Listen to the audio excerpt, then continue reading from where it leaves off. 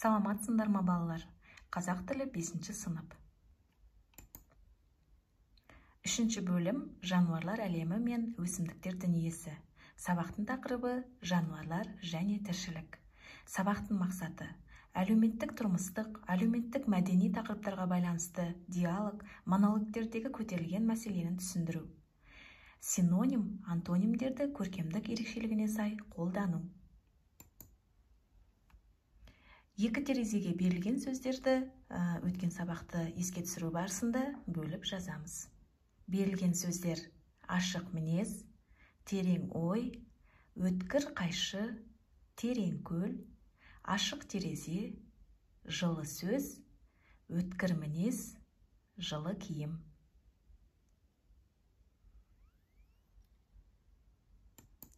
Жарайсыңдар балалар. Тура мағыналы сөздер: ашық терезе, терең көл, өткір қайшы, жылы киім. Ауыспалы мағыналы сөздер: ашық мінез, терең ой, жылы сөз, өткір мінез.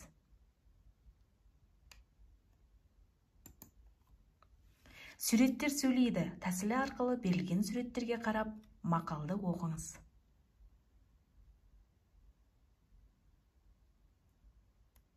Жарайсыңдар балалар. Құс патшасы бүркіт, аң патшасы арыстан.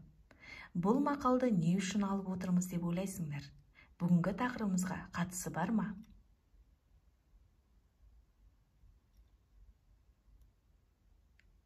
Кітаппен жұмыс. Бірінші тапсырма тыңдалым. Мәтінді үнтаспадан тыңдап, мазмұны не жайында екенін аңғар. Сұрақтарға жауап беру. Қазақ халқының ежелден қастерлеп киелі деп санаған құстың бірі бүркіт. Халқымыздың өткен тарихы мен күнделікті тұрмыс тіршілігі бүркіт құсымен тікелей байланысты. Көрнекті ғалым Әлкей Марғұланның деректері бойынша ана тілімізде бүркітке қатысты 1000 жарымға жуық жеке атау сөздер, сөз тіркестері, теңеу сөздер бар екен. Халқымыз бүркітті ерекше дәріптеп, құс патшасы бүркіт, аң патшасы арыстан, көк аспанның әміршісі деп өте жоғары бағалаған. Бүркіт халқымыздың ұғымында батылдық пен батылдықты, еркіндік пен бостандықты сүйетін құс ретінде сипатталады. Соған байланысты бүркіт 7 қазынаның бірі және ер жігіттің 7 асылының бірі деген ұлттық ұғымдар қалыптасқан. Қазіргі тәуелсіз еліміздің көк туында да қыран бүркіт бейнеленген.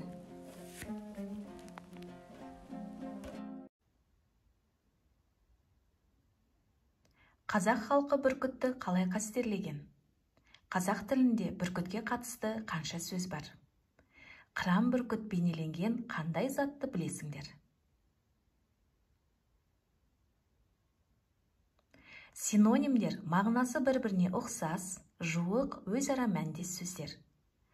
Олар екі сөзден болуы тиіс, мағынасы бір-біріне жақын және бір сөз табына қатысты болады. Мысалы, ас, тамақ, ауқат, дәм. Айту, жеткізу, хабарлау, сөйлеу. Антонимдер мағынасы бір-біріне қарама-қарсы сөздерді айтамыз. Мысалы, жақсы, жаман, алыс, жақын, ақ, қара.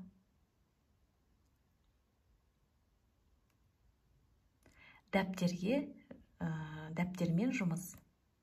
5-ші тапсырма. Берілген сөздердің синонимін, антонимін тап. Епті, тіршілік етеді, ұқсайды, жылдам, ақылды.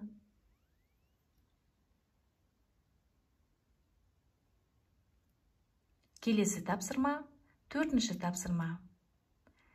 Мәтінді оқып, 6-ші тапсырмаға жауап береміз. Оқылым мәтіні бойынша сұрақтарға жауап бер. Қандай жануарлар тез жүгіреді? Қай жануарды халық бағбан деп атаған? Ән салатын жануарлар бар ма? Ақылды жануарларға нелер жатады?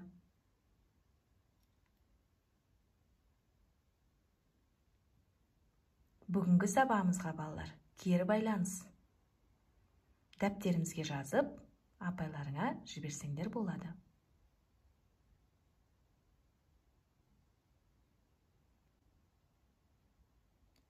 Үй жұмысы. 11-ші тапсырма. Қазақстанда тіршілік ететін жануарлар деген тақырыпта эссе жазу.